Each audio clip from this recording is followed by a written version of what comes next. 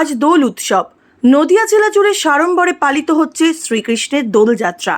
সকাল থেকেই নদিয়ার অন্যতম ধর্মীয় স্থান শ্রীধাম মায়াপুরে মহা সাড়ম্বরে পালিত হচ্ছে দোল উৎসব।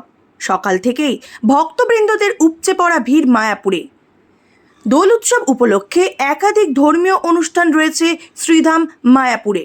মায়াপুরের এই উৎসব দেখতে রাজ্য ও দেশের গণ্ডি পেরিয়ে বিদেশ থেকেও বহু ভক্তরা এসেছেন। আজ সকাল থেকেই জনপ্লাবন শ্রীধাম মায়াপুর চত্বরে।